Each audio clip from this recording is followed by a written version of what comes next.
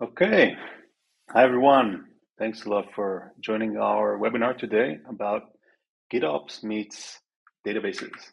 So my name is Rotem. For the past 4 years, I've been the CTO, co-founder of a company called Ariga, maintaining an open source project called Atlas that we'll be talking about today. And with me is Kostis. Hello, I'm Kostis. I'm a developer advocate at Codefresh, now part of Octopus Deploy, and I'm also a member of the Argo team, focusing mainly on Argo CD and Argo rollouts. Perfect. So before we jump into GitOps and databases, I want to tell you about the first application that I ever deployed to production. It was a marvel of engineering, and I had bought a VPS, a virtual private server, from a hosting company here in Israel, and it had everything on it. It had on the instance, a MySQL database, Nginx web server, Python backend application. The front end stuff was served from the same machine. It was all in one, and I was super proud of it. I tried to visualize the project my team is working on today, a cloud native application, and I couldn't find a way to put it in the screen. So what I did was I counted how many lines or how many resources exist in our Terraform module that represent this application. And I counted over 2,400 different components that we deploy just to have this one application. So apps today are much, much more complex than they used to do. And when we are talking about deployment, of course, our goal is to move fast. Our goal is people working on CI/CD pipelines, supporting application development teams to have them move fast, ship software, deploy multiple times a day. But the question that always bugs me is, for such a complex system with so many moving parts, how is it even possible to move fast on such a complex system? And to answer that, we can go back to a book that was published a few years ago called Accelerate. Accelerate is kind of the DevOps philosophy Bible. And in this book, the authors say something very interesting. In order to move fast, it should be possible to provision our environment and build, test, and deploy our software in a fully automated fashion, purely from information stored in source control. So if we want to do ops, we need Git, right? We need everything to be in this one source control repository, and we need some automation to be able to apply this information to our production environment. How do we do that? Well, the concept is called comprehensive configuration management, but the authors don't prescribe exactly what is the way, what is the tool, or what is the actual strategy that we're going to use to employ this. And to try to make this a reality, in our industry over the past few years, two major schools of thought or strategies have evolved. One of them is called infrastructure as code. You may know this from projects like Terraform. And the other one that we'll be focusing on today is GitOps. And this kind of utilizes Kubernetes. And the idea is that we store all our resources as Kubernetes manifests in a Git repository. And we have some controller, some application that's responsible to continuously reconcile whatever is in Git should become reality in the cloud. So it's really a beautiful idea. It's a marvelous idea, and having built and deployed applications in things before GitOps, it's really fantastic because in theory, it means that anything that we want to change or to apply to production is as simple as changing some file and hitting git commit. And if we want to undo something, to roll back a change, all we need to do is git revert. So we get this kind of very simple tool to control this very complex environment. Of course, there's a caveat, or there are multiple caveats. And as teams that try to adopt the GitOps philosophy and make it a reality for their applications and for the users, quickly discover that some things are not so simple. In the case of stateless resources like applications, containers, pods in the language of Kubernetes, things are really well thought out and solved in a very beautiful way. So for instance, when we're talking about rolling out a new version of an application, in Kubernetes, we have something called a deployment object.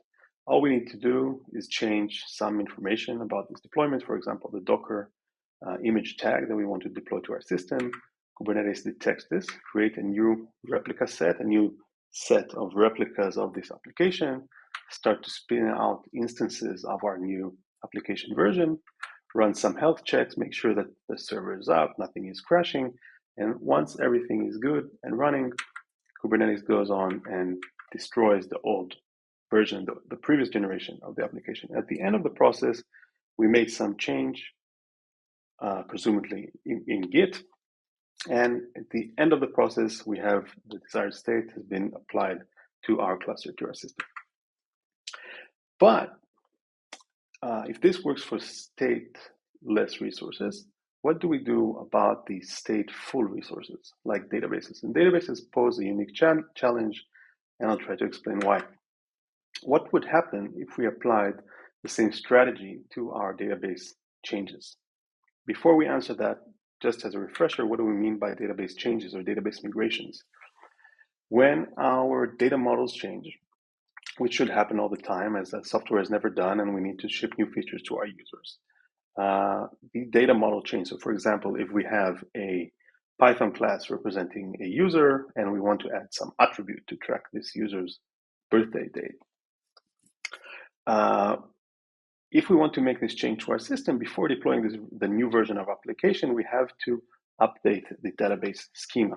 Typically, applications are backed by some stateful storage. This stateful storage is usually a database, and this database has a schema. So we need to add the birthday column to the user table before we can deploy the new version of the application.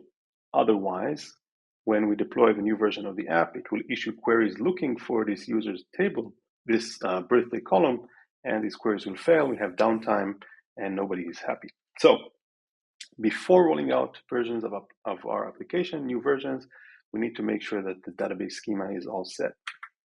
So what would happen if we applied the same strategy that we do for pods, for compute, for the application containers for our database? So step 1, spin up a new database with a new schema.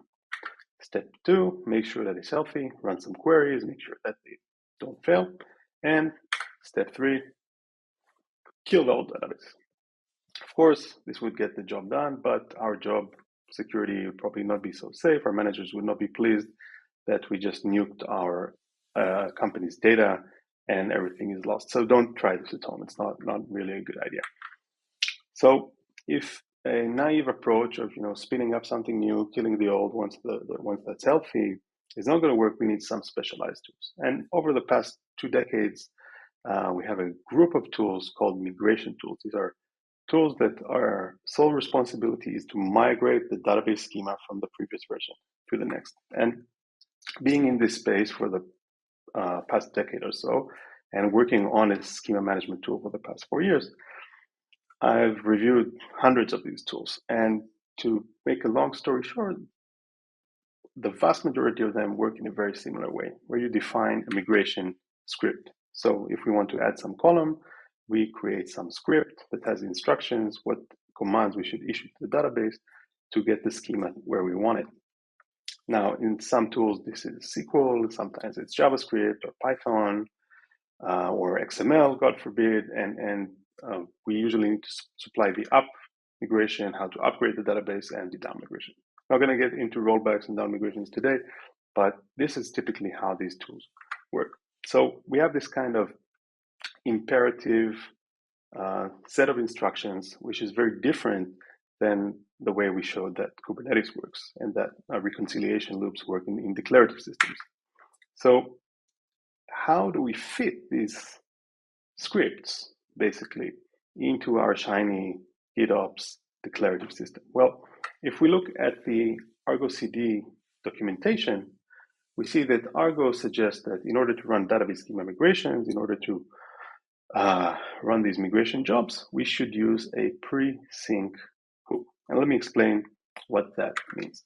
So what we would do is we would create a job in Kubernetes. A job is basically a container, a pod that runs once, and then once it's finished, it's terminated and deleted from the cluster. So we want to create this one-time container that will run and then be deleted. We add some annotations telling Argo that this is a pre-sync hook. Basically, it's something that should happen before we sync our application. And we define the container. We usually will build some custom container. The container will contain the migration script, so the SQL code that we want to run on the database, and whatever tool we are using to apply these migrations to the database. How is it supposed to work? Well, as a user, I change the git commit, the new version that I want to deploy. Argo CD detects this change. It sees that it has a pre-sync job, so before upgrading the rest of the resources, it will provision a job on the cluster. The job contains the migration tool upgrades the database, and problem solved. Everybody is happy, and we can go home. However, if you came to this talk today, perhaps you recognize that things are not as simple. And if you know Victor from DevOps Toolkit, really great YouTube channel about DevOps and platform engineering, Victor says, we can wrap existing schema management solutions into containers and run them in Kubernetes as jobs, but that is silly. That is not how we work in Kubernetes. So the big question that we ask today is, can we do better? And Kostis, what do you think? Can we do better? Yes, spoiler, we can do better. Thank you, Rotem. Of course, we can do better. But I want to talk specifically about, what people are doing right now. So if you look at several companies, they move into GitOps or Argo CD, and they try to map the building blocks of Kubernetes into database migrations, and this doesn't work.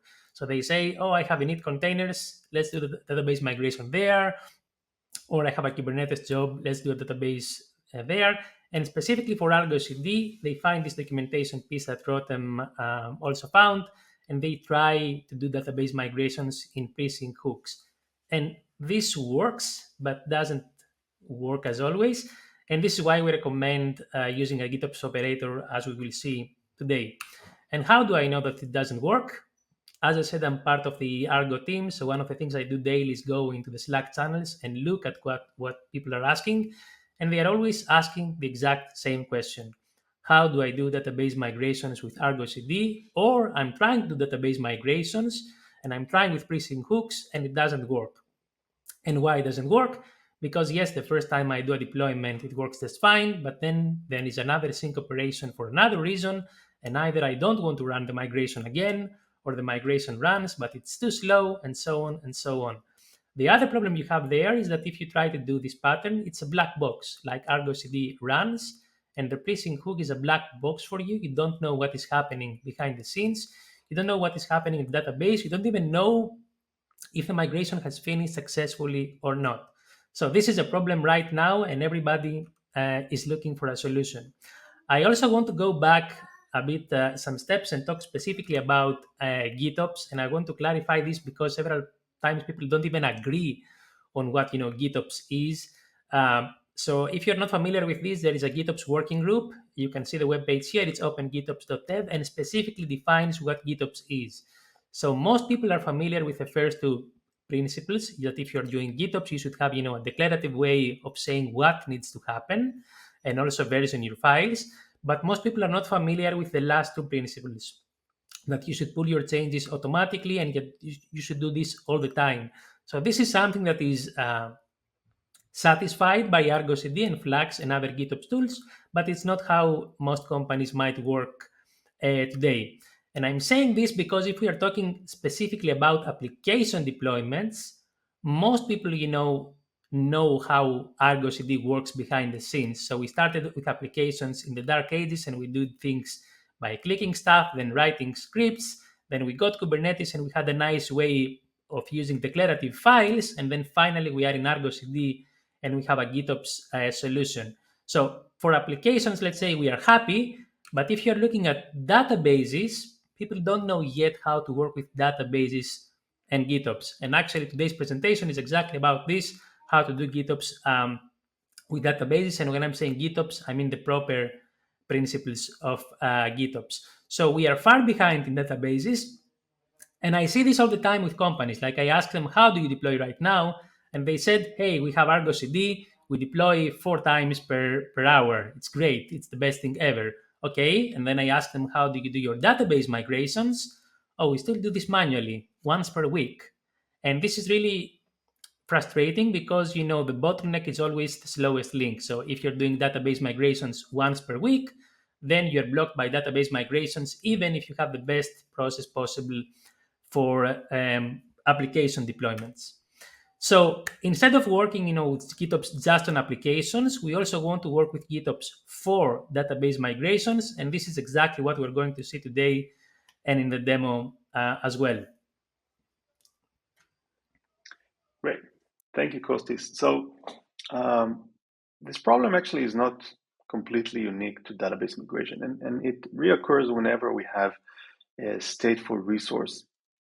Because as we shown, for the stateless resources, the Kubernetes primitives work just fine. Service, persistent volume claim, pod, deployment, replica set, ingress works really well.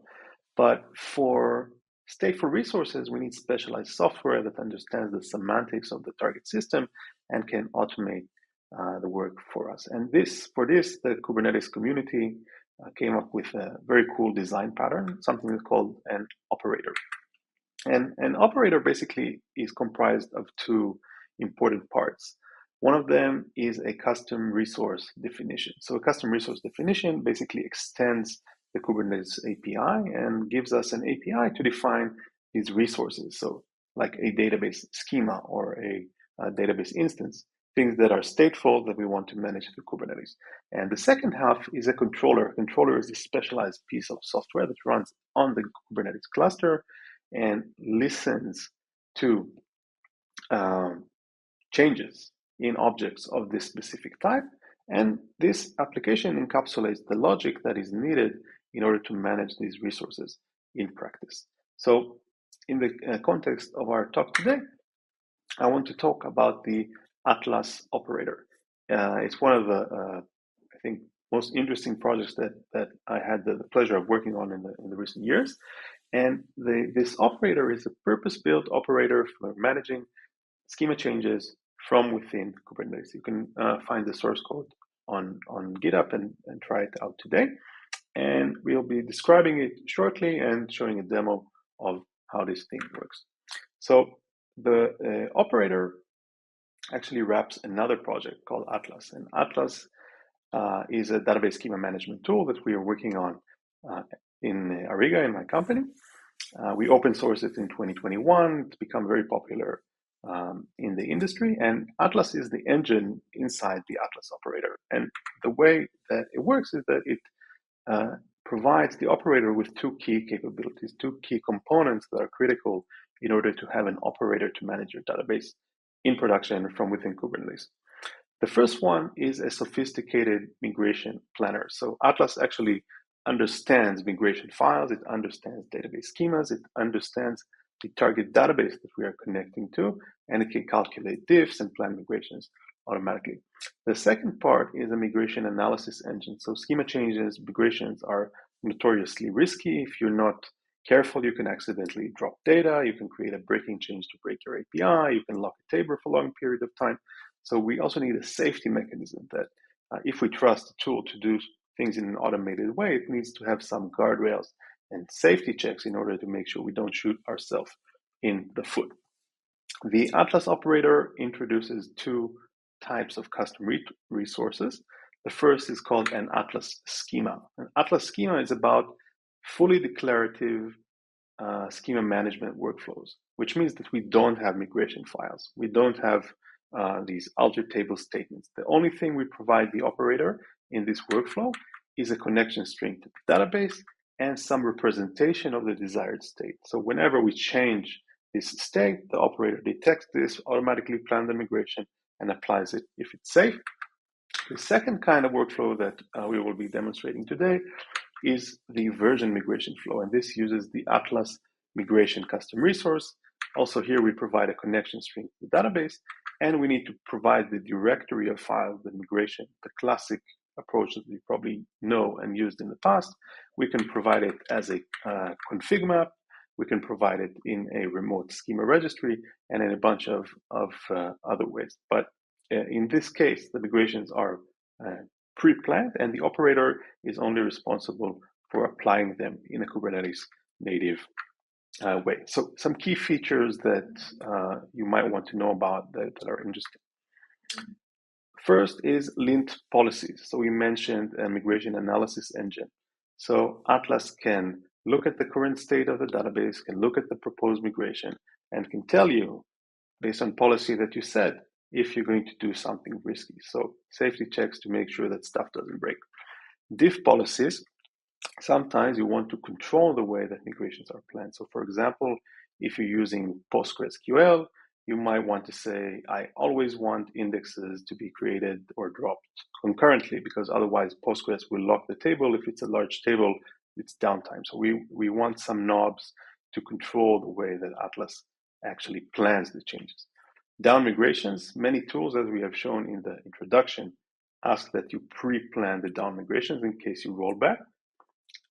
With Atlas, you don't need to do this. Atlas knows to understand the up migration and automatically plan the down migration for you, even if it was only partially applied. So if you had 1, 2, 3 statements, only 1 and 2 were applied. If you roll back, it will only try to roll back the statements that were applied successfully. Pre-migration checks allow you to make assertions about the target database, so only drop this table if it doesn't contain any rows, or only drop this column if it's completely empty. So it gives you another way to control and limit negative impact in these risky deployments. And finally, super important to our talk today is that we have contributed to the Argo project a small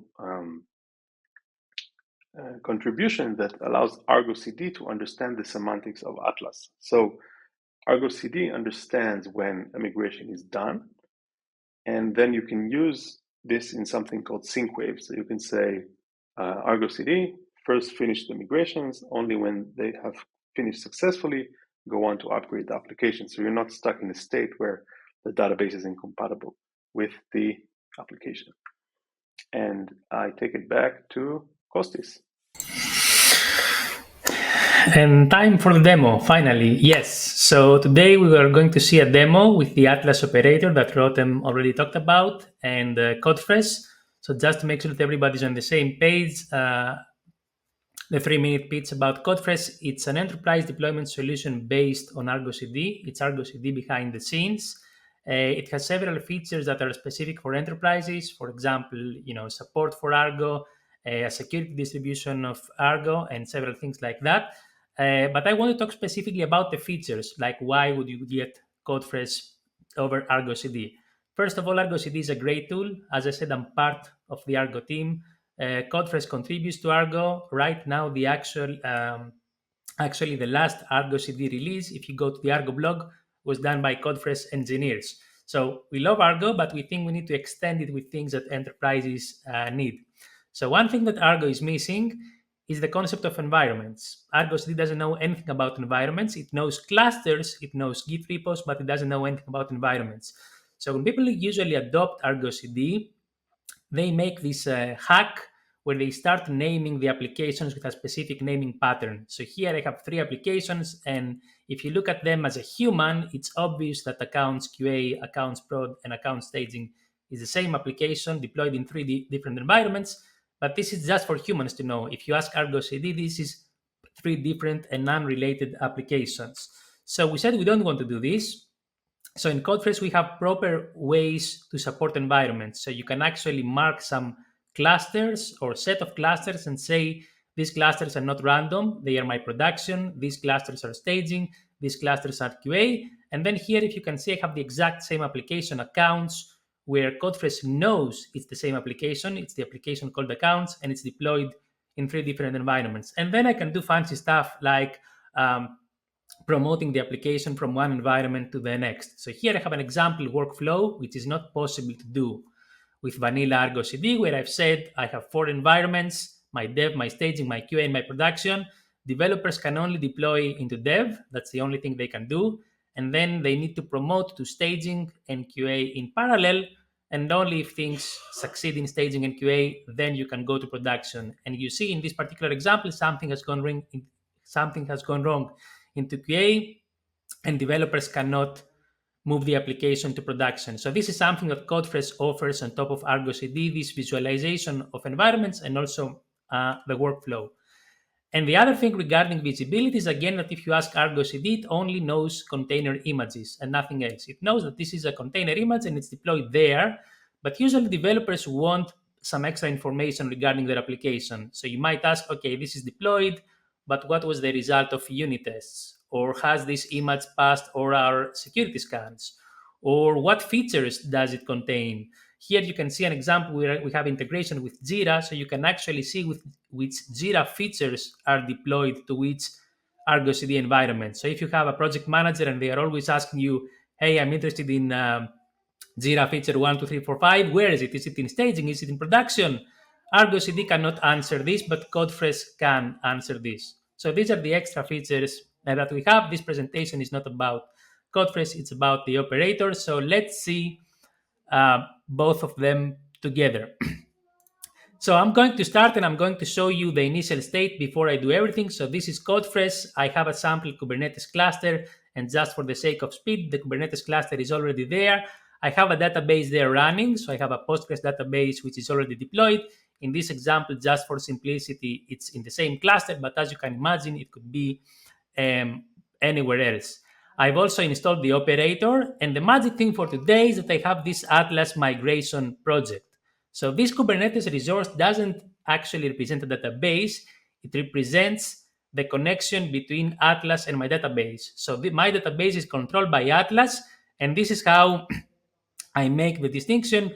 This is the YAML file that Rotem was showing before. It's a custom resource offered by the operator, which is called Atlas Migration, and it makes the link between Atlas and my databases. And just for the sake of demo, if you're familiar with Argo CD, I've set this to autosync off, so nothing will happen unless I approve it. Okay, maybe in a real production system, you would have it on, and as soon as any change happens in the database and with the operator, Codefresh would automatically take care for this. But because we want to look at things in the demo, it's off. I'm saying this because you might see me click buttons for approvals and to synchronize stuff. So that's the initial state. And because we are doing GitOps, everything is in Git. So here I have the exact same things. This is my database deployment, which Codefresh has already synced. And this is my Atlas migration, which we have synced already. And how do I know what is in my database right now? So this is where Atlas comes in. Here I have the live overview of the Atlas cloud, where it shows me a nice overview of the schema that is contained in the database. And I want to stress out that this is like real information. This is not just a diagram I created from a file and it shows what might be in my database. This is exactly what is in my database right now. You can see the columns. We are going to talk about the CI runs and everything. But for me, the most important feature here is the integration of the database itself, where Atlas says to me, right now, your database is at the latest version. So what I look at the dashboard here is also what is in the database. Remember the discussion about having visibility, what happens in the database. So even before I start doing anything, you can see that with Codefresh, I have visibility regarding the applications themselves. And with Atlas, I have visibility regarding the databases. So I can answer all questions regarding, what application is deployed where, what container image is deployed where, if it has passed security scans, or what my database has. So that's the initial state. Now let's do a change. Okay, I'm a developer or a DB operator and I want to do a change. And again, because we are following GitOps, in the same repo, I have also my schema and my migrations. So these are my existing migrations that you might have seen, if you're in a big company. And here I also have my schema of the database that explains what I want to do. And I want to do a change. And remember our graph about GitOps principles, I want to do the change in exactly the same way as I would do it with an application. I want to give database migrations the same effort and the same attention as application changes. So if you ask a developer what they do when they change a feature, they make a change, they create a new branch, they create a pull request, then in the pull request can have some checks, maybe somebody approves that pull request, and once they are happy, they merge the pull request, and then they kick a deployment process which in our case might be Codefresh or let's say Octopus deploy or something like this. And if you do this process for applications, you would want to do the same thing for database migrations as well. So we are going to follow the exact same process for database migrations. So I have here my code, and I'm saying, okay, what do I need? This is a very simple table. My previous change was that I added upvotes for posts, and now business says we also want downvotes for posts. Okay, so I'm going to add this. And coming back again to the GitOps principles and the way declarative configuration works, even though Atlas also supports plain SQL files, here as a developer I'm just going to say what I need. So I need a new column there for posts, and then I'm going to say to Atlas, hey, I told you what I need. Now go and create all the migrations file for this. So I run this. You need to save the... Yeah, I need to save it. I run this and Atlas does the magic. And then there is a new file here that says, in order to reach your result, I need to add a column. Okay, so I've done this. Now I'm going to do what I normally do for an application release. So I need to create a new branch. So I'm going to create a new branch called new column for downvotes. I'm going to add everything and say new downvotes column. And then I'm going to push this to new column downvotes. So I did the exact same thing as a developer would do for a feature. Okay, so far I haven't done anything really strange, and I now can come to GitHub, and again I do the exact same process. I just create the branch. Now I want to create a pull request where maybe I want some automatic checks, or I want maybe another developer to view this. So I'm going to compare and create the pull request, and I'm going to do it on my own. And I'm going to create the pull request. So if you're familiar with how code works, usually here you have some kind of CI process where maybe there are some integration tests, some unit tests, or some security scans.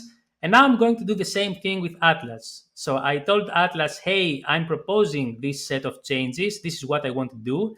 And Atlas starts an automated process that we can see where it's going to check my changes and say, yes, this looks good or it doesn't look good.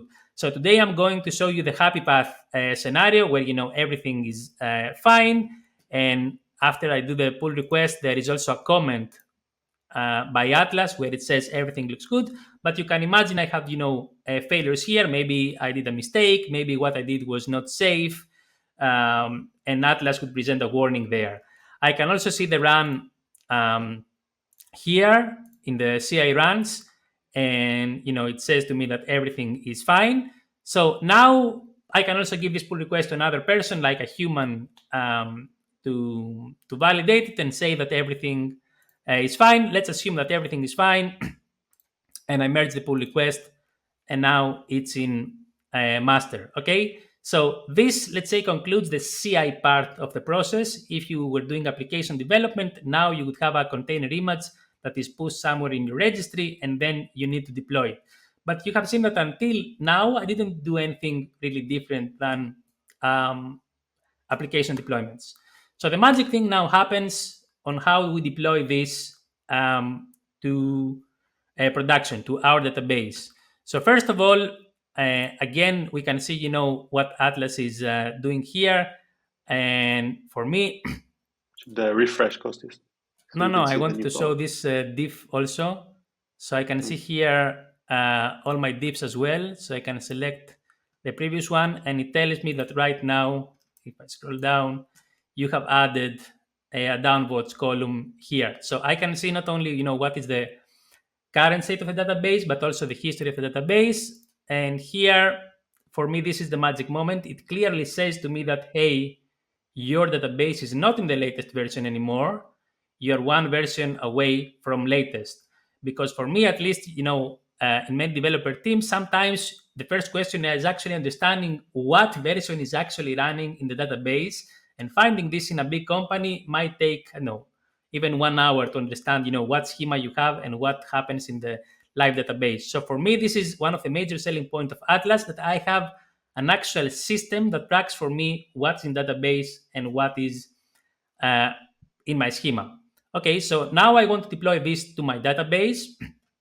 And if we look at the GitHub repo, one of the things that I have in the migration is that I have defined specifically which version I want. So here I'm saying this database migration goes to this database, and I want to take this particular tag from my database. So this 2D stuff comes, if we go into Atlas from the tags, and you can see it's the previous one. While now I don't want the previous one, I want the latest one. So I want this. And this is just a demo for today. Obviously, you could do other stuff, but just to show things happening in steps, I'm going to manually say, no, let's go to this hash. So because again we are doing GitOps, I'm just going to edit this file in Git, like I would do in developer, and I will do it directly in master. But again, in another company, you could have a pull request even for this thing, like not for the database change itself, but for going into the next database. And yes, I know I didn't take it. So I'm going to do it straight in master, but as I said, you could do it on a pull request, and I would say go or maybe add new column and add this. So now Argo CD or Codefresh takes over, and here in my demo, if I had this autosync on, everything should run automatically. But because I want to show you how things happen, I'm going to say refresh to Codefresh, and Codefresh will instantly understand that there is a change. So it will tell me, hey, your Atlas migration is not now the same as what you have in Git. In Git, you did something else, but in cluster, you have something different. One of the big selling points of Argo CD and of course Codefresh is that the agent that you have in a cluster is bi-directional. So not only it looks at Git and transfer changes to the cluster, but it also looks at the cluster and compares it with Git. So now I said, okay, I know what this change is, and I'm going to synchronize it, which is again a way to say, if you're not familiar with Argo CD, I want the cluster to have the exact same thing as what is implied in Git, and I'm saying synchronize it. So now I did things manually, but if I had set this autosync on, this should happen automatically. So now everything is green, and now Codefresh says that everything is synced. And as soon as we finish, now the operator runs behind the scenes. Remember, I have the operator controlling my database. It's going to take over the change. It will apply to the database whatever needs to be applied in order to reach the version. Now the deployment has happened. And if I refresh here, again, we will see that now we are at the latest version. So as a developer, again, I have the guarantee because of GitOps that what I have described here is in my database, and I have, this column there. Because I can bet that people, in order to have this information, actually connect the database with the CLI and check that the column is there. You don't need to do this anymore. You have Atlas doing this for you.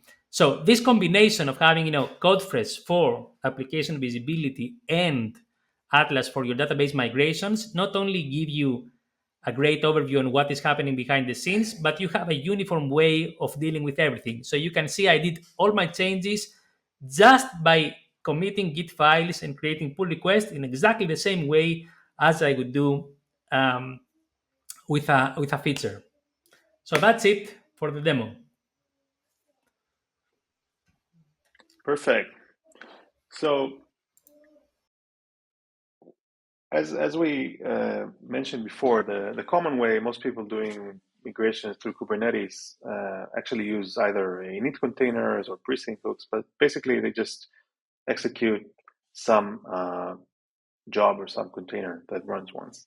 And as when you do this with the operator, then you do it the GitOps way, and you tell the Atlas operator, this is the version that I want to be out there. And it's now the operator's job to make sure that it does what needs to be done in order to get to that version.